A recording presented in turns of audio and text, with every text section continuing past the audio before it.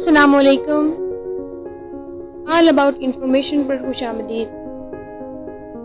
ناظرین، بطور پاکستانی ہم پاکستان کے بارے میں کیسا نظریہ رکھتے ہیں؟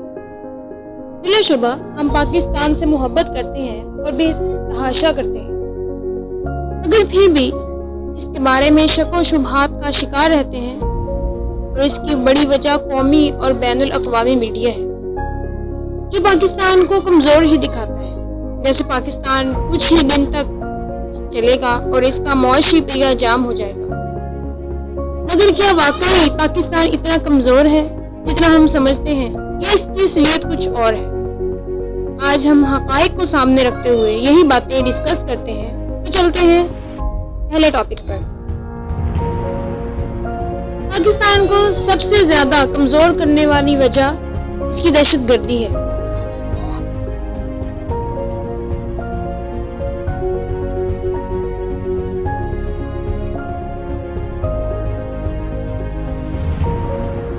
نائن 11 کے واقعے کے بعد تحریک طالبان پاکستان شمالی وزیرستان میں آہستہ آہستہ طاقتور ہوتی جا رہی ہے. اس کے علاوہ افغان بارڈر سے پاکستان میں داخل ہونے والے مہاجرین میں دہشت گرد بھی شامل تھے. پاکستان کی فورسز اور شہروں میں دھماکے بھی ہونے لگے تھے، اور یہ زیادہ تر وزیرستان اور افغان بارڈر پر رہائش پذیر تھے. اور سب سے بڑی مشکل یہ تھی کہ اس پر مذہب کے نام کا نقاب چڑھایا گیا تھا، اور دیکھنے والوں کو یہ لگتا تھا کہ یہ جو کچھ بھی ہو رہا ہے صرف مذہب کے نام پر ہو رہا ہے. جولائی 2002 میں 55 سال میں پہلی دفعہ پاکستانی افواج نے شمالی وزیرستان کے قبائلی علاقوں میں آپریشن کرنے کا فیصلہ کیا.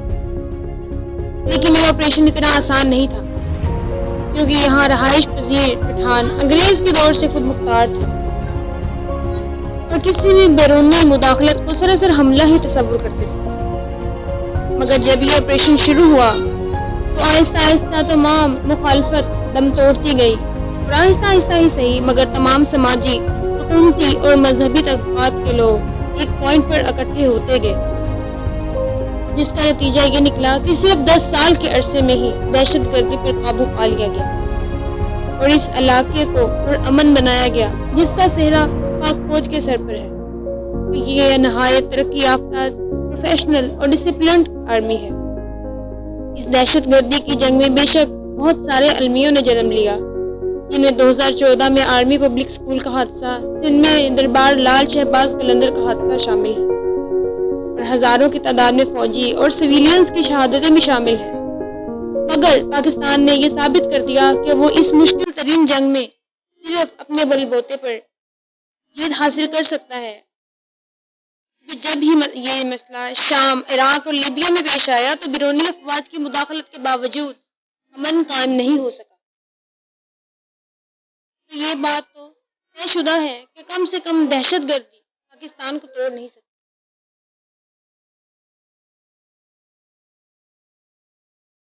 دوسرے نمبر پر پاکستان کی معاشی حالت. ہم مانتے ہیں کہ پاکستان کی معاشی حالت یقیناً بہت کمزور ہے. یہ بات بالکل ٹھیک ہے کہ پاکستان کی 24% آبادی غربت کی لکیر سے نیچے رہتی ہے، مگر یہاں پھر بھی یہ صورتحال نہیں ہے جسے دنیا میں ایبسلیوٹ پاورٹی کے نام سے جانا جاتا ہے، جو بھارت میں عام پائی جاتی ہے. یہاں بھوک کی وجہ سے خودکشیاں نہیں کی جاتی. فلاحی تنظیمیں اور مذہبی تنظیمیں، جن میں ایدی فاؤنڈیشن جیسے بڑے نام شامل ہیں اور جن کی خدمات پوری دنیا میں ہیں، یہ پاکستان کے کسی بھی علاقے یا بڑی تعداد میں لوگوں کو قحط میں جانے سے بچا لیتی ہے. اور یہی وجہ ہے کہ پاکستان میں کم سے کم بھوک کی وجہ سے کوئی بھی بڑا حادثہ سر انجام نہیں ہوتا.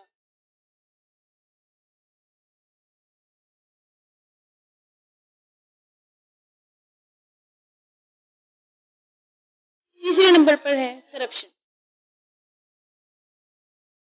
یہ بات بالکل ٹھیک ہے، پاکستانی قوم میں کرپشن کوٹ کوٹ کر بھری ہوئی ہے. دہلی میں جھاڑو دینے والا سرکاری خاکروب بھی کرپشن سے باز نہیں آتا. لیکن یہ بات بھی سچ ہے کہ اگر یہ قوم کسی کام کو مکمل کرنے پر آ جائے تو غربت، کرپشن اور فنڈز کی کمی سمیت تمام مسائل کے باوجود اسے مکمل کر کے ہی دم لیتی ہے. اور اس کی تازہ ترین مثال کرتارپور راہداری ہے، اس کے علاوہ پاکستان کے طول و عرض کو ملانے والی موٹر وے، شاندار ایٹمی اور میزائل پروگرام، منگلا اور تربیلا ڈیم، یہ سب پاکستان کی ترقی کی شاندار مثالیں ہیں۔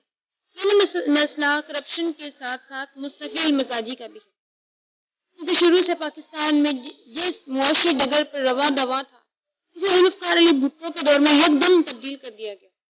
تمام بڑی فیکٹریوں اور بینکوں کو قومی تحویل میں لے لیا گیا، جس سے پاکستان میں سرمایہ کاری تقریباً ختم ہو گئی۔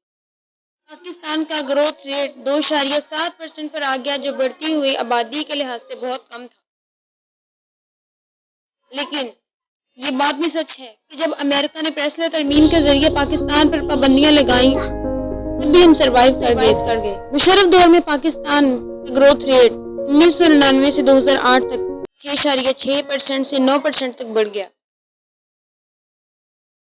تو اگر پاکستان میں ایک مستقل پالیسی اختیار کر لی جائے اور خواتین کو بھی پاکستان کی معاشی ترقی میں اتنا ہی حصہ دیا جائے، تو پاکستان کو ایشین ٹائیگر بننے سے کوئی نہیں روک سکتا، جس کا خواب پاکستان اپنی پیدائش سے آج تک دیکھ رہا ہے، لیکن آج تک اس کو بدلتی ہوئی معاشی پالیسیوں کی وجہ سے شرمندہ تعبیر نہیں کر سکا۔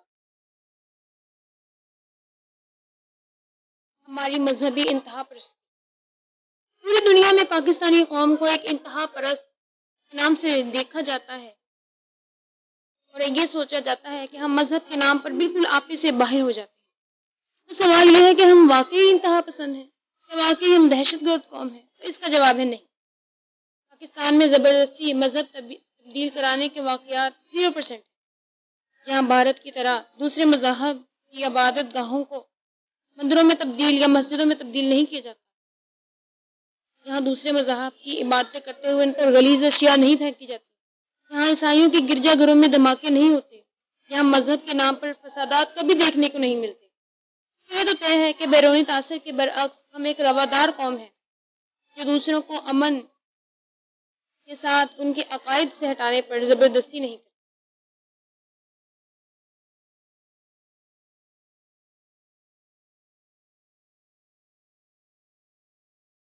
پاکستان کے سروائیول میں سب سے بڑی اہمیت پاکستانی آرمی کو حاصل ہے۔ پاکستانی آرمی گلوبل پاور کے مطابق 2021 کی رینکنگ میں 10ویں مضبوط ترین آرمی ہے، جس میں 5,60,000 ایکٹیو آرمی، پاک فضائیہ کے پاس 75 F-16 جیٹ ہیں، total 594 active duty aircrafts ہیں، 2,680 ٹینک، 165 میزائل سسٹم کے ساتھ یہ ایک مضبوط ترین فوج ہے۔ تو فوج کی اصل طاقت اس کے جوانوں کا حوصلہ اور عزم ہوتی ہے، جو پاکستانی افواج کا خاصہ ہے، اور یہی پاکستان کی طاقت کی اصل وجہ ہے۔ یہ تو ثابت ہو گیا کہ کرپشن، معاشی حالات، دہشت گردی اور مذہبی انتہا پرستی، ان تمام چیزوں کے ذریعے پاکستان کو کمزور نہیں کیا جا سکتا۔ پاکستان کو اگر کمزور کیا جا سکتا ہے، اگر کوئی چیز پاکستان کی سلامتی اور بقا کے لیے خطرہ ہو سکتی ہے، تو وہ ہے گلوبل وارمنگ، کلائمیٹ چینجنگ، جس کی وجہ سے دریا یا تو بالکل سوکھ جائیں یا ان کی سطح بہت بلند ہو جائے، جس کی وجہ سے سیلاب آ جائے۔ لیکن یہ بھی اکیلا پاکستان کے لیے مسئلہ نہیں ہے۔ اس مسئلے کے ساتھ تمام جنوبی ایشیائی ممالک، عرب ممالک اور جزیرہ نما ملک صفائے ہستی سے مٹ سکتے ہیں۔ ان تمام باتوں سے یہ ثابت ہو جاتا ہے کہ پاکستان کم سے کم اتنا کمزور نہیں ہے جتنا اس کو سو کالڈ میڈیا چینلز پہ دکھایا جاتا ہے، بلکہ یہ ایک ایسی سخت قوم ہے اور ایسا سخت ملک ہے جو بری سچویشن میں بھی سروائیو کر جاتا ہے، اور اس کی وجہ اس کے شہریوں کا مشکل وقت میں ایک قوم بن جانا اور ہمت نہ ہارنا۔